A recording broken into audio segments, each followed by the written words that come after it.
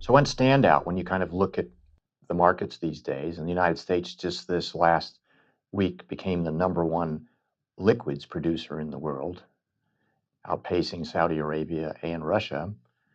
And the question then really that many people have in their mind, is this something that's just sort of a one shot, or is this something that'll be sustainable? And to kind of look at that, you have to really take apart North America and look at the individual plays.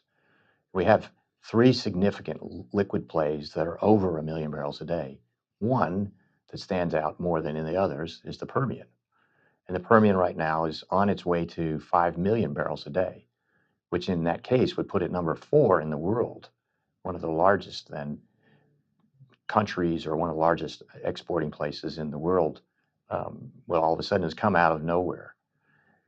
The way that we kind of think then, though, of how long will this last, it's looking then, building things up well by well from the bottom, building a forecast then of that involves the cash flow, that involves looking at above ground issues such as legislation and the ability for supply chain management to move forward, and thinking then how long is that going to be sustainable based on the number of locations that are left, what kind of economics around those locations.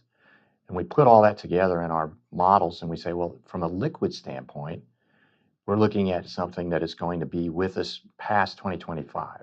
It'll start then to kind of plateau, and depending on what technology does, could last longer at that level, or it could start to come down.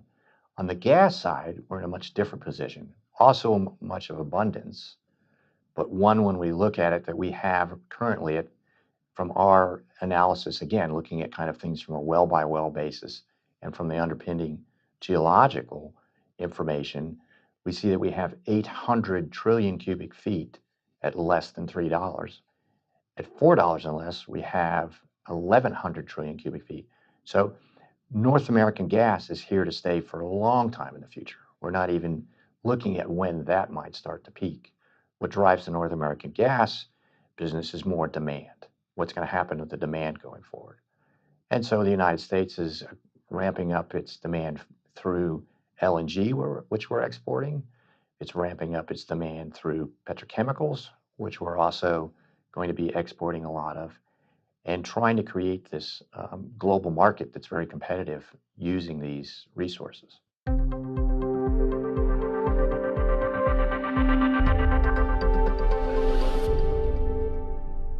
So that's a great question. When a lot of people say, well, right now is where do I spend my money? Where am I going to create this company of the future?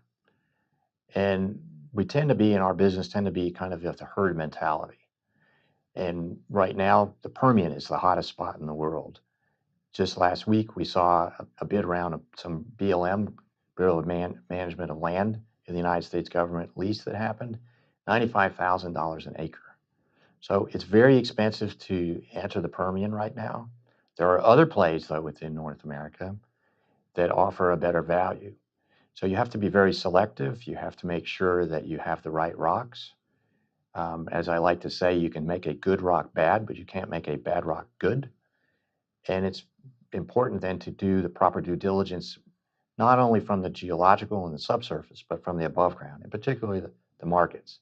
So in some basins, it may be too late. For some companies, it may be too late.